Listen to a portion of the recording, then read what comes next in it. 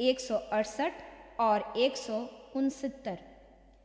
मथुरा तथा उसके अवंतर के तीर्थों का महात्म्य।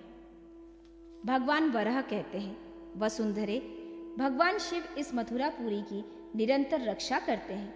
उनके दर्शन मात्र से मथुरा का पुण्य फल सुलभ हो जाता है। बहुत पहले रुद्र ने पूरे 1000 वर्ष तक मेरी कठिन तपस्या की थी। मैंने संतुष्ट होकर कहा, हर आपके मन में जो भी हो वो वर मुझसे मांग लो। महादेव जी बोले, देवेश, आप सर्वत्र विराजमान हैं। अब आप मुझे मथुरा में रहने के लिए स्थान देने की कृपा करें। इस पर मैंने कहा, देव, आप मथुरा में क्षेत्रपाल का स्थान ग्रहण करें। यही मैं चाहता हूँ। जो व्यक्ति यहाँ रहकर आपका दर्शन नहीं करेगा उसे कोई सिद्धि प्राप्त नहीं होगी। इस प्रकार स्वर्ग में इंद्र की अमरावतीपुरी है, वैसे ही जम्बूद्वीप में ये मथुरापुरी है। यद्यपि मथुरा मंडल का विस्तार 20 योजनों का है, पर वहाँ एक एक पैर रखने पर अश्वमेध यज्ञों का फल मिलता है।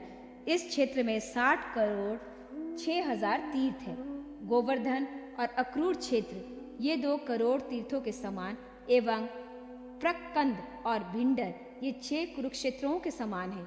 सोमतीर्थ, चक्रतीर्थ, अभिमुक्ति, यमन, तिंदुक और अक्रू नामक तीर्थों से 12 संज्ञा है। मथुरा के सभी तीर्थ कुरुक्षेत्र से 100 गुना बढ़कर है, इसमें कोई संशय नहीं। जो मथुरापुरी के इस महात्म्य को सहमित चित्त से पढ़ता या सुनता है वह परम पाद को प्राप्त होता है और अपने पित माता दोनों पक्षों को 220 पीढ़ियों तक उद्धार कर देता है। मथुरा के सभी स्थानों में भगवान श्री कृष्ण के चरणों के चक्र चिन्ह सुशोभित है। उन्हीं के मध्य में एक ऐसा ही तीर्थ है जहाँ चक्र का आधा और चिन्ह दृष्टिगोचर होता है। वहाँ के निवासी मुक्ति पाने के लिए अधिकारी हो जाते हैं, इसमें कोई संशय नहीं। श्री कृष्ण की क्रीड़ा भूमि भी 2 छोर हैं, एक उत्तर और दूसरा दक्षिण। इन दोनों के मध्य भाग में वे विराजते हैं। आकार में वो द्वितीय चंद्रमा के समान है। जो मनुष्य वहाँ स्नान और दान करता है उसे वो दिव्य तीर्थ मथुरा क्षेत्र का फल प्रदान करने के लिए सदा उद्यम रहते हैं। यहाँ नियम के अनुसार रहकर जो शुद्ध भोजन करने वाले व्यक्ति स्नान करते हैं उन्हें अक्षय लोकों की प्राप्ति होती है, इसमें कोई संशय नहीं।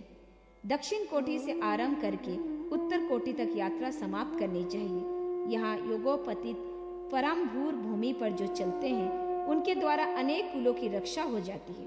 पृथ्वी ने पूछा, प्रभु, योगोपवीत का क्या माप है? क्या आप मुझे स्पष्ट बताने की कृपा करेंगे? भगवान वराह कहते हैं, धरती, अब मैं योगोपवीत विधि बताता हूँ, सुनो। मेरी कीरा भूमि की दक्षिण छोर वहां से लेकर उत्तर तक जो सीमा है उसको योगोपवीत की सीमा कहा जाता है। इसी क्रम से दक्षिण से आरंभ करके उत्तर की सीमा पर यात्रा समाप्त होती है। घर से बाहर होने पर जब तक स्नान न करे तब तक मौन रहने का नियम है। वसुंधरे, स्नान करने के उपरांत भगवान श्री कृष्ण की पूजा करना परम आवश्यक है। इसके बाद बोला जा सकता है। देवी, स्नान समाप्त होने के क्रमशः देवादिदेव श्री कृष्ण की पूजा, यज्ञ, गो का दान, सुवर्ण एवं धन का वितरण तथा ब्राह्मणों को भोजन करवाए। इस प्रकार कर्म करने वाले व्यक्ति पुनः संसार में लौट कर नहीं आता, वो मेरे धाम को प्राप्त होता है। इस अर्धचंद्र तीर्थ में जिनकी मृत्यु होती है वो सभी स्वर्ग में जाते हैं। इस तीर्थ के पुरुष की हड्डियां जब तक रहती है तब तक वो स्वर्ग लोक में प्रतिष्ठित रहता है। अधिक क्या, यदि यहाँ गेहकेश का शरीर जलाया जाए तो वो भी विष्णु का रूप प्राप्त कर सकता है। मथुरा के प्राणी मेरे ही रूप है, उनकी तृप्ति होने से ही मैं तृप्त होता हूँ, इसमें कोई संशय नहीं। देवी, इस विषय में गरुड़ का एक आख्यान सुनो। एक बार वे श्री कृष्ण के दर्शन की अभिलाषा से मथुरा आए और देखा कि यहाँ सभी निवासी कृष्ण के रूप थे। अंत में वो जैसे तैसे भगवान के पास पहुँचे और उनकी बड़ी स्तुति की। उनकी स्तुति सुनकर भगवान ने कहा, गरुड़, तुम किस उद्देश्य से मथुरा आए हो और किस लिए मेरी स्तुति कर रहे हो? सभी बातें स्पष्ट बताओ। गरुड़ बोले, भगवान, मैं आपके कृष्ण रूप के दर्शन की अभिलाषा से मथुरा आया था, पर यहाँ के सभी निवासी मुझे आपके ही स्वरूप दिखे। मेरी दृष्टि में मथुरा की सारी जनता एक समान प्रतीत होने लगी। सबको एक समान देखकर मैं मोह में पड़ गया हूँ। गरुड़ की ये बात सुनकर श्रीहरि मुस्कुराए और मधुर वाणी में इस प्रकार बोले। श्री कृष्ण ने कहा, गरुड़, मथुरा के निवासियों का जो रूप है वो ही मेरा रूप है। पक्षीराज, जिनके भीतर पाप भरे हैं, वे मथुरा वासियों को मुझसे भिन्न देखते हैं। इस प्रकार कहकर भगवान कृष्ण तक्षण वही अंतर्ध्यान हो गए और गरुड़ भी वहां से वैकुंठ की ओर चले गए। यहाँ मरकर मनुष्य, पशु, पक्षी अथवा तिर योनि में कीड़े पतंग भी सब के सब 4 भुजा वाले विष्णु के रूप बन जाते हैं। ये सच्चाई है। देवी, यहाँ आकर श्री कृष्ण की बहन भगवती, एक नशा, उनकी माता यशोदा, देवकी तथा महाविद्येश्वरी देवियों का अवश्य दर्शन करना चाहिए। यहाँ के विश्रांति तीर्थ दीर्घ विष्णु और केशव के दर्शन करने से सभी देवताओं के दर्शन एवं पूजन का पुण्य फल प्राप्त होता है। 70 गोकर्ण तीर्थ और सरस्वती की महिमा। भगवान वराह कहते हैं, वसुंधरे, अब एक दूसरा प्राचीन इतिहास बताता हूँ, उसे सुनो। बहुत पहले मथुरा में वसुकर्ण नाम का एक प्रसिद्ध वैश्य रहता था। उसकी स्त्री सुशीला बड़ी सद्गुणवती थी, पर उसे कोई संतान न थी। देवी, एक दिन वो पत्नी सरस्वती नदी के तट पर अनेक पुत्रवती स्त्रियों को देखकर एकांत में खिन्न होकर रो रही थी, तो एक मुनि के हृदय में बड़ी दया आई। उन्होंने उससे पूछा, सुभगे, तुम कौन हो और क्यों रो रही हो? इस पर सुशीला ने कहा, मैं एक पुत्रहीन स्त्री हूँ, पर मेरी सभी सखियां पुत्रवती है, यही मेरे खेद का कारण है। इस पर मुनि ने कहा, देवी, भगवान गोकर्ण की कृपा से तुम पुत्र प्राप्त करोगी। तुम अपने पति के साथ उनकी आराधना करो, स्नान, दीपदान और उपहार और अनेक प्रकार के जप और शस्त्रों द्वारा उन्हें प्रसन्न करने का प्रयत्न करो। मुनि के इस उपदेश को सुनकर वह स्त्री उन्हें नमन कर अपने घर को चली गई और अपने पति को इन बातों से अवगत कराया। इस पर वसुकर्ण ने उससे कहा, देवी, मुनि ने जो बात कही है ये मुझे आशाप्रद और अनुकूल जान पड़ती है। अब वो दंपति प्रतिदिन सरस्वती नदी में स्नान कर पुष्प, धूप, दीप आदि द्वारा गोकर्ण महादेव की आराधना करने लगे। इस प्रकार 10 वर्ष बीत जाने पर भगवान शंकर उन पर प्रसन्न हुए और उन्हें रूपवान एवं गुणी पुत्र प्राप्ति का वर दिया। फिर 10वें महीने में सुशीला ने एक सुंदर पुत्र का जन्म दिया। वसुकर्ण ने पुत्र जन्म के समय 1000 गौ, बहुत से सुवर्ण तथा वस्त्रों का दान किया। उसने भगवान गोकर्ण की कृपा से उत्पन्न होने के कारण उस बालक का नाम गोकर्ण रखा। फिर यथा समय उसके अन्नप्राशन, चूड़ाकरण तथा योगोपवीत आदि संस्कार कराए और वैवाहिक गोदान कराया। अब वसुकर्ण का अधिकांश समय भगवान की पूजा, उपासना आदि में बीतने लगा। इधर गोकर्ण भी युवा अवस्था में पहुंच गया था, पर उसे कोई पुत्र न हुआ। अतः पिता ने उसे 3 और विवाह करवा दिए। इस प्रकार उसकी 4 पत्नियां हो गई, जो सभी परम सुंदरी, वैय, रूप और उत्तम गुणों से संपन्न थी। फिर भी किसी को संतान सुख सुलभ न हो सका। अतः गोकर्ण ने भी पुत्र प्राप्ति के लिए धर्म कृत्य आरंभ किए और अनेक वापी, कूप, तालाब, मंदिर आदि का निर्माण कराया। पानी के लिए पौसले तथा भोजन के लिए व्यवस्था की। उसने गोकर्ण शिव के संकीर्ण की पश्चिम दिशा में भगवान चक्रपाणि का एक बहुत बड़ा मंदिर बनवाया और एक विशाल उद्यान लगवाया, जिसमें अनेक प्रकार के वृक्ष एवं पुष्प भी लगवाए गए। वे चारों स्त्रियां मंदिर में जाकर भगवान की पूजा अर्चना करती। इस प्रकार धर्म निष्ठा में लीन रहकर गोकर्ण ने जब सारे धन धान्य धीरे धीरे समाप्त हो गए तो उसे चिंता होने लगी, ये सोचकर कि अब महान कष्ट का समय उपस्थित हो गया है, क्योंकि माता पिता तथा आश्रित परिवार के भोजन की व्यवस्था मुझ पर निर्भर है और धन के बिना ये कार्य सुकर नहीं। उसने पुनः व्यापार करने के लिए मन में निश्चय किया और कुछ सहायकों के साथ मथुरा मंडल के बाहर गए और कुछ क्रय विक्रय की सामग्री लेकर अपने घर आए। एक दिन वो थोड़े विश्राम करने की इच्छा से पास के एक पर्वत की चोटी पर गए। वहाँ बहुत सी सुंदर कंदराएं थीं। वहाँ जब इधर उधर घूम रहे थे तो उनकी दृष्टि एक अनुपम स्थान पर पड़ी, जो स्वच्छ जल से संपन्न था। वहाँ फल वाले वृक्ष और सुगंधित लता पुष्पों से भरी हुई थी। एक जगह 2 पहाड़ियों की संधि की माला थी और ये गोलाकार रिक्त स्थान पड़ा हुआ था। वहीं उसे ऐसी शब्द सुनाई पड़ी मानो कोई अतिथि की स्वागत के लिए बुला रहा हो। इतने में उनकी दृष्टि एक तोते पर पड़ी, जो एक पिंजड़े में बैठा हुआ था। तब गोकर्ण उसके सामने पहुंचा और सुग्गे से कहा, पांत, कृपा आप अपने साथियों सहित पधारे, इस उत्तम आसन पर बैठे और पाद आदि फल फूल स्वीकार करें। अभी मेरे माता पिता यहाँ आकर आप सबका विशेष रूप से स्वागत करेंगे। कारण जो गृहस्थ आए हुए अतिथि का स्वागत नहीं करता उसे पितर निश्चित ही नरक गिरते हैं, और अतिथियों का सम्मान करते हैं उन्हें अंत काल तक स्वर्ग में आनंद भोगने का फल मिलता है। उस गृहस्थ के घर अतिथि आकर निराश लौट जाता है, वह अपना पाप उस गृहस्थ को देकर उसका पुण्य लेकर चला जाता है। इसलिए गृहश्रमी को चाहिए कि वह सब प्रकार के प्रयत्न कर अतिथि का स्वागत करे। अतिथि समय पर आया हो या असमय, वह भगवान विष्णु के समान ही पूजा का पात्र है। इस पर गोकर्ण ने तोते से पूछा, पुराण के रहस्यों को जानने वाले तुम कौन हो? वह मनुष्य धन्य है जिसके पास तुम निवास करते हो। इस पर उस तोते ने अपने पूर्व इतिहास को बताना शुरू किया। वो बोला, पांत, बहुत पहले की बात है। एक बार सुमेरु गिरु के उत्तर भाग में, जहाँ महर्षियों का निवास है, मुनिवर सुखदेव तपस्या कर रहे थे। वो प्रतिदिन पुराणों एवं इतिहासों का प्रवचन करते थे, जिसे सुनने के लिए असित, देवल, मार्कंडेय, भरद्वाज, यवकृत, भृगु, अंगिरा, तैरियत्ता, रंभ्य, कण्व, मेघातिथि, कृत, तंतु, सुमंतु, वसुमान, एकद, द्वित, वामनदेव, अश्वशिरा, त्रिशीर्ष तथा गोमतदर, अन्य आदि ऋषि मुनि, सिद्ध देवता, गृहुक आदि आते और धर्म संहिता के विषय में शंकाओं का निवारण कराते। उस समय मैं वामदेव मुनि का दुराचारी शिष्य सुकोंदर था। मेरे बचपन में ही ऐसा स्वभाव बन गया था कि जहाँ धर्म कथा और नीतियों पर विचार होता है, वहाँ मैं अश्रद्धालु बनकर आगे पहुँच जाता हूँ और बार बार तर्क वितर्क कर प्रश्न करता रहता हूँ। गुरुजी मुझे अन्यायवादी बताकर सदा रोकते रहे, पर मेरी प्रकृति नहीं गई। वहाँ मैंने एक दिन यही किया। यद्यपि मेरे गुरुजी ने तथा बहुत से प्रधान मुनियों ने मुझे रोका, किंतु मैंने उनके वचन की अवहेलना कर दी। तब शुकवेद जी ने क्रोध में आकर मुझे श्राप दे दिया और कहा, यह बड़ा ही बकवादी है, अतः जैसा इसका नाम है उसी के अनुसार तोता पक्षी हो जाए। बस क्या था, मैं तुरंत तोता बन गया। फिर मुनियों के प्रार्थना पर उन्होंने कहा, इसका रूप तो पक्षी का रूप होगा, परंतु ये पुराणों का जानकार होगा और संपूर्ण शास्त्रों के अर्थ इसे अवगत होंगे और अंत में मथुरा में मरकर ये ब्रह्मलोक को प्राप्त होगा।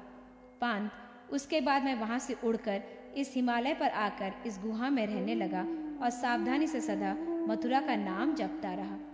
फिर एक दिन शिकारी के चुंगल में फंस गया, जिससे मेरी ये हालत हो गई। अब गोकर्ण कहने लगा, भद्र, मैं पापनिशी मथुरापुरी में रहता हूँ और व्यापार से थक कर विश्राम के विचार से यहाँ आया हूँ। इधर इन दिनों इस प्रकार की बात हो रही है कि शबर की स्त्री जो इस समय सो रही थी, कुछ आहट पाकर नींद से जाग गई। तोते ने उससे कहा, माँ, ये अतिथि रूप यहाँ पधारे हैं, अतः पूज्य हैं। इस पर वह स्वागत का सामान संग्रह करने लगी। इसी बीच सबर भी वहाँ पहुँचा। तोते ने उसे भी अतिथि सत्कार की सलाह दी। उसने गोकर्ण को प्रणाम किया और उसकी पूजा कर स्वादिष्ट फल तथा सुगंध रूप पेय पदार्थ समर्पण करके उससे वार्तालाप करने लगा। फिर पूछा, अतिथि देव, कहिए, मैं आपकी और क्या सेवा करूं? गोकर्ण ने कहा, मित्र, यदि स्वागत सत्कार के अतिरिक्त तुम मुझे कुछ अन्य देना चाहते हो तो मुझे इस तोते को दे दो। मैं इसे मथुरा में ले जाऊंगा और अपने पुत्र के रूप में रखूंगा।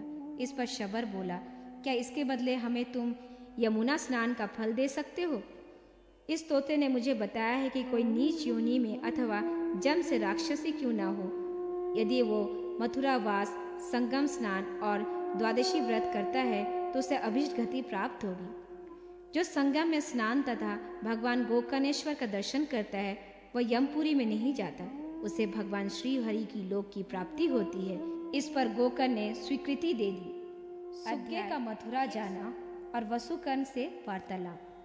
भगवान वराह कहते हैं, वसुंधरे, इस प्रकार गोकर्ण ने सबर से उस सुग्गे को प्राप्त कर मथुरा नगर के लिए प्रस्थान किया और वहां पहुंचकर उस तोते को अपने माता पिता को सौंप दिया तथा उनसे उनका परिचय करवाया। फिर कुछ दिनों बाद वो व्यापार करने के लिए उस तोते को अपने साथ लेकर अपने सहकर्मियों के साथ समुद्र मार्ग से चल पड़ा।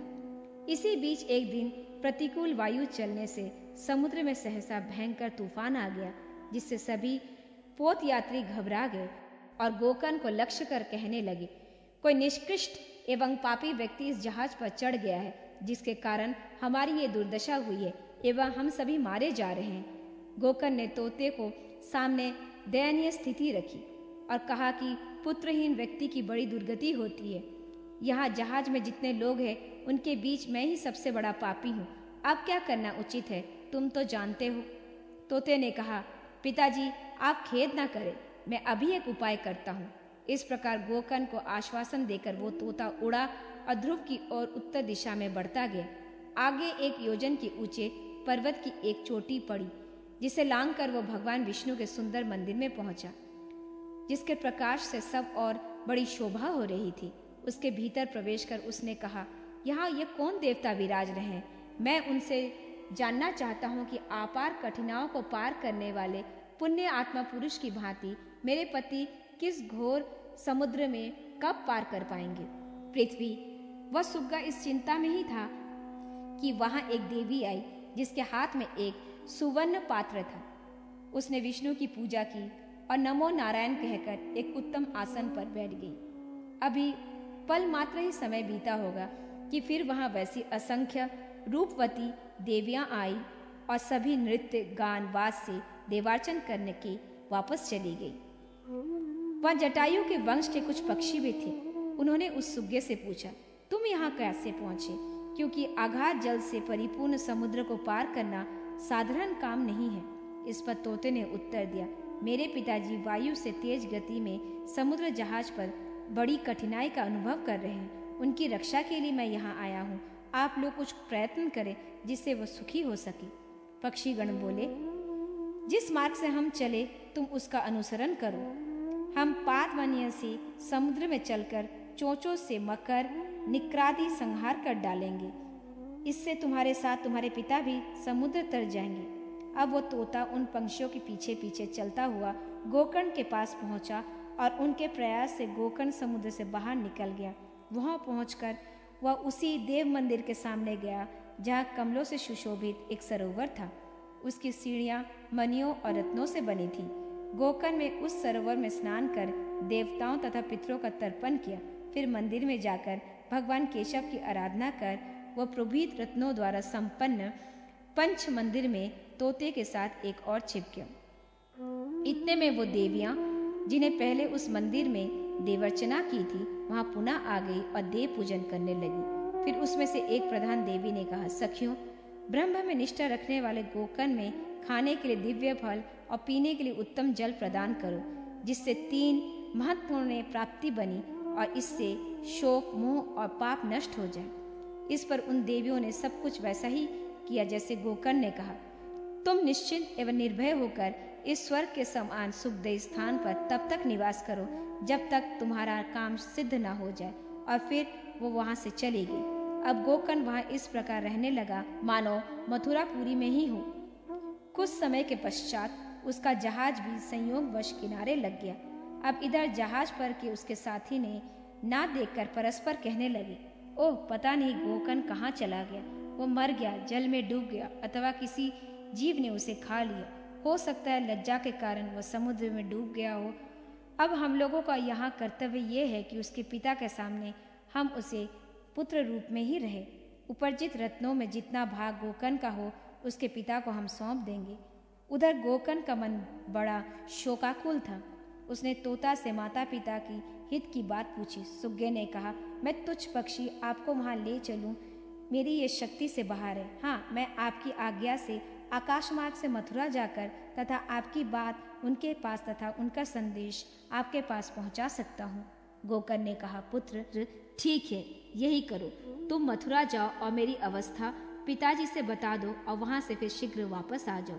अब वह सुग्गा मथुरा पहुंचा और गोकर्ण की सारी स्थिति उसके पिता से बता दी। इस विषम स्थिति को सुनकर माता पिता दारुण दुख में पड़ गए और बहुत देर तक उनकी आंखों में अश्रुधारा गिरती रही। फिर उस सुग्गे के प्रति उनके मन में बड़ा स्नेह हुआ। उन्होंने कहा, सुग्गे, तुमने धर्म के अनुकूल वित्रांत कहकर हमारे जीवन रक्षा करने के लिए ये बड़ा उत्तम कार्य किया। वसुंधरे, इस प्रकार उस पक्षी ने अपनी बुद्धि एवं विद्या के बल से पुत्र शोक के कारण अत्यंत दुखी गोकर्ण के वृद्ध माता पिता एवं पूरे परिवार को शांति प्रदान की। इधर गोकर्ण की 20 साथी भी वसुकर्ण के पास प्रभुत रत्न लेकर आए। उनके पास अतुल रत्न राशि थी, अतः वसुकर्ण के प्रति उन सब ने पुत्र जैसा ही व्यवहार किया और फिर उसकी आज्ञा लेकर अपने अपने घर चले गए। अध्याय 112 गोकर्ण का दिव्य देवियों से वार्तालाप तथा मथुरा में जाना। भगवान वराह कहते हैं, शुभे गोकर्ण ने दिव्य देवियों के आदेश से उस मंदिर में 13 दिनों तक आराधना आरंभ की। इस बीच वे देवियां भी यथा समय आकर नृत्य करती। इसी बीच एक दिन गोकर्ण ने उन सभी देवियों को अत्यंत म्लान, निस्तेज और दुखी देखा। वो सोचने लगा कि शास्त्रों में ठीक कहा गया है कि पुत्रहीन पुरुष की सद्गति नहीं होती। अहो, मुझ पाप आत्मा के दोष से ये देवियां भी इस स्थिति में आ गई है, मानो उन्हें बुढ़ापे ने घेर लिया हो। फिर साहस कर उसने उनसे उदास होने का कारण पूछा। इस पर उन देवियों ने कहा, महाभाग, ये बात पूछना योग्य नहीं है। सभी कार्यों में कलात्मा उन देवी का हाथ है। पर गोकर्ण बार बार आग्रह पूर्वक उन्हें प्रणाम कर प्रश्न को पूछता रहा और उनके ना बोलने पर उसने समुद्र में डूबकर अपने प्राण त्याग करने की बात भी कही। उसके ऐसा कहने पर उन देवियों में ज्येष्ठ देवी ने कहा, दुख तो उसी व्यक्ति के सामने कहना चाहिए जो उसे दूर कर सके। फिर भी बताती हूँ। मथुरा नाम से प्रसिद्ध एक दिव्य पुरी है, जिसके प्रभाव से मनुष्य मुक्ति पाने का अधिकारी बन जाता है। इस समय अयोध्या नरेश चतुर्थ व्रत करने के विचार से अपनी चतुरांगी सेना के साथ वहां आए हैं। वहां विष्णु के 5 मंदिर अथवा अनेक फुलवारियां हैं और उनके सेवा में उनके बगीचे भी नष्ट भ्रष्ट हो गए हैं। इतना कहकर तथा सभी देवियां एक साथ रोने लग गई। इससे गोकर्ण अत्यंत दुखी हो गया। फिर उसने उन्हें प्रणाम कर हाथ जोड़कर सबको सांत्वना दी। मधुर वाणी में उसने कहा, देवियों, यदि मैं अयोध्या के राजा से मिला और उसके दुर्व्यवहार अवश्य बंद कर दूंगा, परंतु इस समय प्रतिकूल अवस्था में मैं सर्वोच्च वंचित हूँ। गोकर्ण के इस प्रकार कहने पर देवियों ने उससे पूछा, तुम कौन हो और कहाँ से आए हो? गोकर्ण ने अपना नाम पता बताकर फिर उनका परिचय पूछा तो उन्होंने अपने आप को उद्यान निधि सृष्टि देवी बतलाया। इस पर गोकर्ण ने उनसे पूछा, देवियों, संसार में बगीचा लगाने वालों को क्या फल मिलता है तथा जो कुआं अथवा देव मंदिर आदि का निर्माण करता है उसे कौन सा पुण्य फल प्राप्त होता है? अब ये सब हमें बताने की कृपा करें। इस पर वो बोली, आर्य, ब्राह्मण, क्षत्रिय और वैश्य इन द्विजाति वर्णों के लिए धर्म का पहला साधन है इष्ट पूर्वत का पालन करना। इष्ट के प्रभाव से स्वर्ग मिलता है और पूर्वत में मोक्ष। जो पुरुष बिगड़ते हुए बापी, कुआं, तालाब अथवा देव मंदिरों का जीर्णोद्धार करता है वो पूर्व पुण्य फल का भागी होता है। भूमि दान और गोदान करने से पुरुषों के लिए जो पुण्य बताया गया है वैसे ही फल वृक्षों के लगाने से मानव को प्राप्त होता है। एक पीपल अथवा नीम, एक बड़, 10 फूल वाले वृक्ष, 2 अनार, 2 नारंगी और 5 आम्र के वृक्षों को आरोपण करता है वह नरक में नहीं जाता। जिस प्रकार सुपुत्र कुल का उद्धार करता है तथा प्रयत्न पूर्वक नियम से किया गया अक्राकृच व्रत उद्धारक होता है, वैसे ही फलों और फूलों से संपन्न वृक्ष अपने स्वामी का नरक से उद्धार करता है। भगवान वराह कहते हैं, पृथ्वी, मालती प्रभृति पुष्प जाति तथा वृक्षों के अज्ञान, साधन भूता, फल प्रदा, छाया, अगृह उपयोग आदि से संबंध ज्येष्ठ देवी के साथ इस प्रकार वार्तालाप करने के बाद गोकर्ण कहने लगा, ओहो, महान दुख की बात है कि मैं अपने माता पिता को भूल गया और उसे मूर्छा आ गई। फिर उन देवियों ने गोकर्ण के लिए जल लाए, उसे चेतना लौट आई। फिर देवियों ने उसे आश्वासन दिया और पूछा, आर्य, जहाँ से तुम आए हो वहाँ की बात बताओ। गोकर्ण ने कहा, देवियों, मेरा निवास मथुरा में है, जहाँ मेरे वृद्ध माता पिता और मेरी 4 पत्नियां हैं। वहाँ मेरा एक उद्यान है और देवता का मंदिर भी है।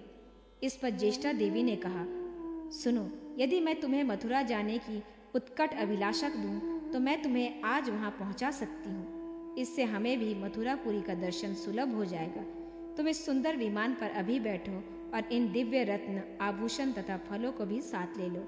अब गोकर्ण विमान पर बैठ गया और भगवान श्री हरि को नमस्कार कर तथा देवियों का अभिवादन कर मथुरा के लिए प्रस्थान हुआ और वहां पहुंचकर उसने अयोध्या के राजा को वो रत्न फल फूल समर्पण किए।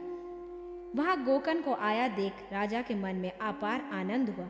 उसने उसे अपने आसन पर ऐसे बिठाया मानो किसी रत्नदाता धनी व्यक्ति को आसन दे रहा हो और बड़ा प्यार किया।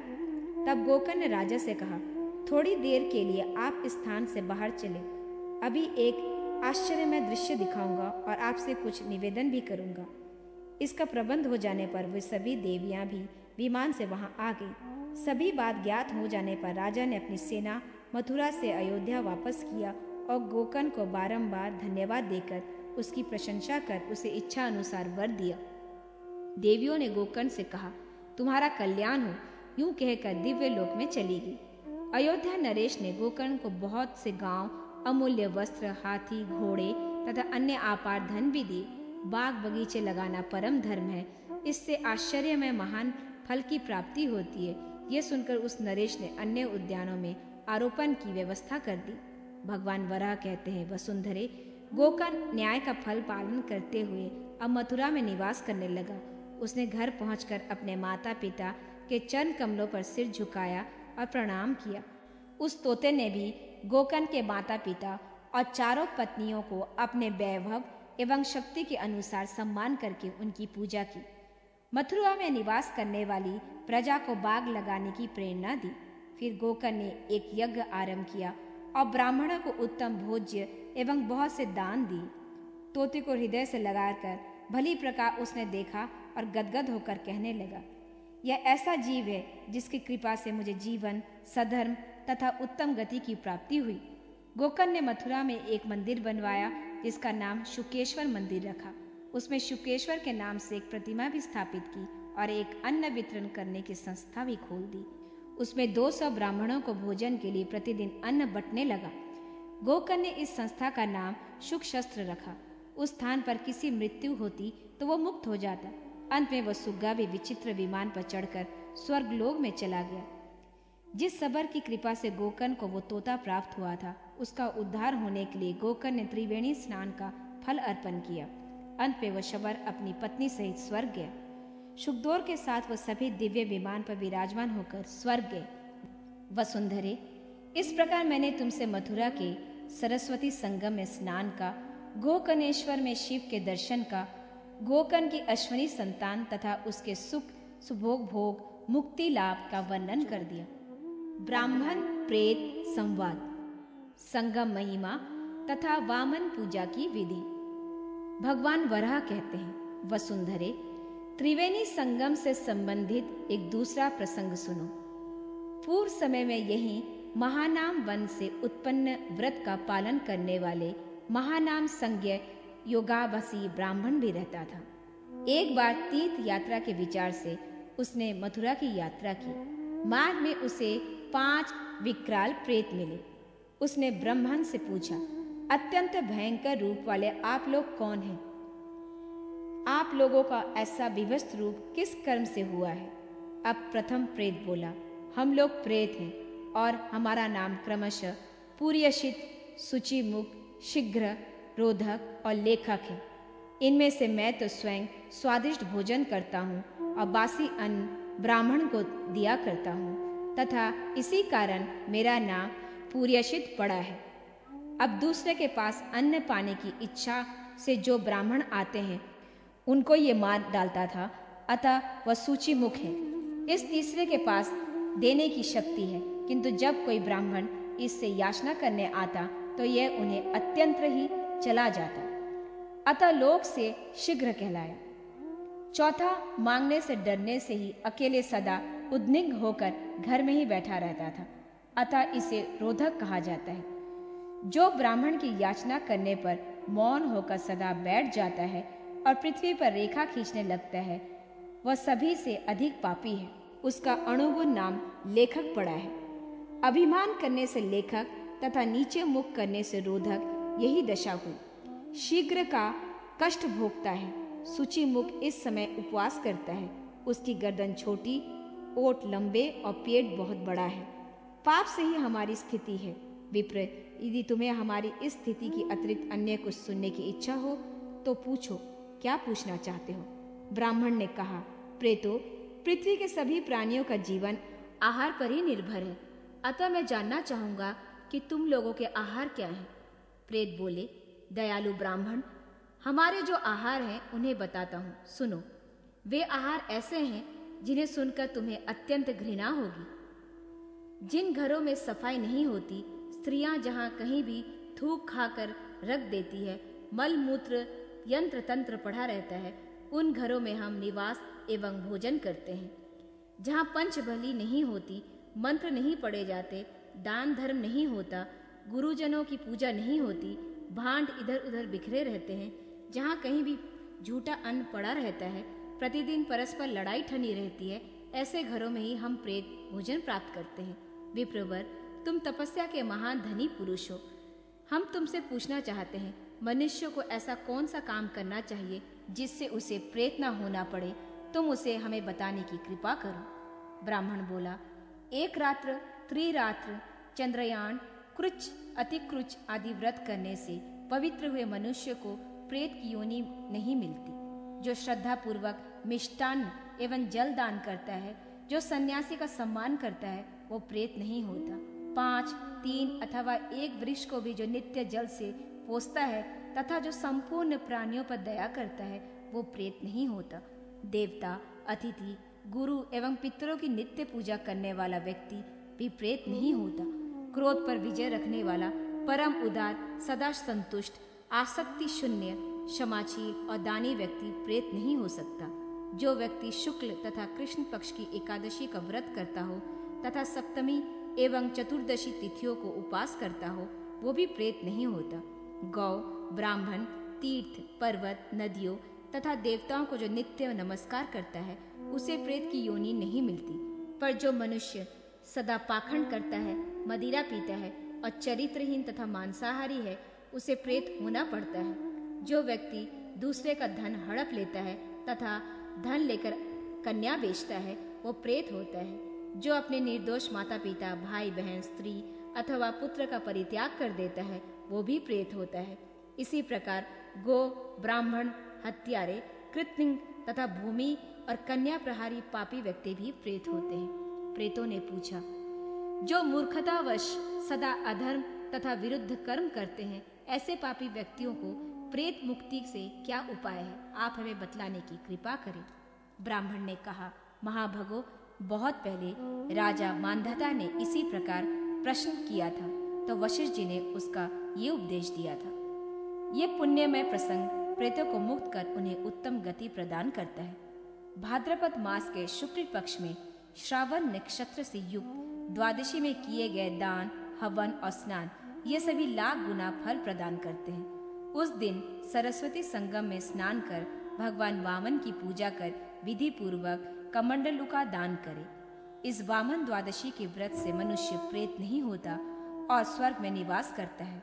तत्पश्चात वो वेद पारगमी जातिस्मर ब्रह्म हो जाता है और फिर निरंतर ब्रह्म चिंतन करने से वो मुक्त हो जाता है।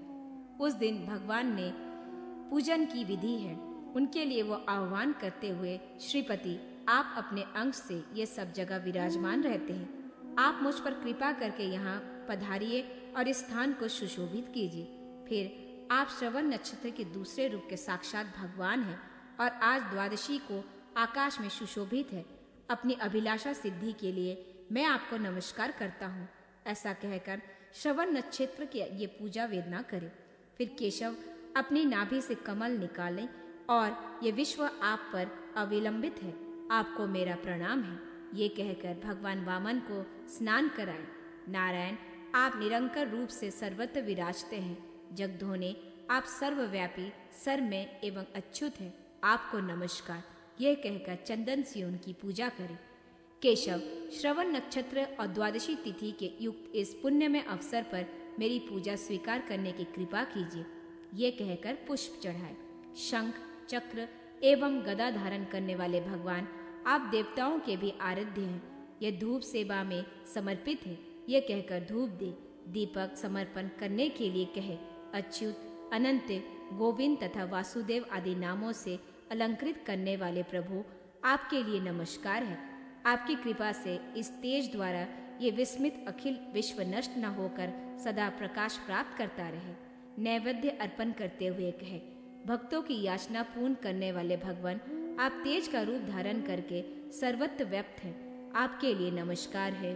प्रभु, आप अदिति के गर्भ में आकर भूमंडल पर पधार चुके हैं। आपने अपने 3 पगों से अखिल लोकों को नाप लिया है और बलि का शासन समाप्त किया था। आपको मेरा नमस्कार है। भगवान, आप अन्य, सूर्य, चंद्रमा, ब्रह्म, विष्णु, रुद्र, यम और अग्नि आदि का रूप धारण करके सदा विराजते हैं। ये कहकर कमंडलू प्रदान करें। फिर इस कपिला गौ के अंग में 14 भुवन स्थित है। उसके दान से मेरी मनोकामना पूरी हो, ये कहकर कपिला दान करे। अंत में इस प्रकार कहकर विसर्जन करे। भगवान, आपको देवगर्भ कहा जाता है। मैं भली भांति आपका पूजन कर रहा हूँ। प्रभु, आपको मेरा नमस्कार है। जो विज्ञ मनुष्य श्रद्धा से संपन्न होकर जिस किसी भी भाद्रपद मास में भगवान वामन की इस प्रकार आराधना करेगा, उसे सफलता अवश्य प्राप्त होगी। ब्राह्मण ने पुनः कहा, जहाँ यमुना और सरस्वती नदी का संगम हुआ है, उस सारस्वत तीर्थ पर जो विधि के साथ श्रद्धा पूर्वक ये व्रत करता है, उसे 100 गुना फल प्राप्त होता है। मैं भी श्रद्धा के साथ उस तीर्थ का सेवन करता हूँ तथा वहाँ स्वयं रूप से विद्वान रहता हूँ। इससे तुम लोग मुझे अभिभूत नहीं कर पाए। उस तीर्थ की महिमा तथा इस व्रत का महत्व सुनने से तुम लोगों को भी कल्याण होगा। भगवान वराह कहते हैं, वसुंधरे, वो ब्राह्मण इस प्रकार कह ही रहा था कि आकाश में दुंदुबिया बज उठी और पुष्प वृष्टि होने लगी। साथ ही उन प्रेतों को दिए चारों ओर से विमान आकर खड़े हो गए। देवदूत ने प्रेतों से कहा, इस ब्राह्मण के साथ वार्तालाप करने, पुण्यमय चित्र सुनने तथा तीर्थ की महिमा का श्रवण करने से तुम लोग प्रेत योनि से मुक्त हो गए हो। अतः संत पुरुष के साथ संभाषण करना चाहिए।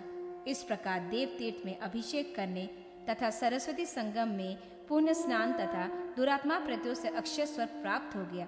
इस तीर्थ की महिमा के श्रवण मात्र से ही मुक्ति की भागी हो गए। तब से ये स्थान पिशाच तीर्थ के नाम से विख्यात हुआ। उन 5 प्रेतों को मुक्ति दिलाने वाला यह प्रसंग संपूर्ण धर्मों का तिलक है।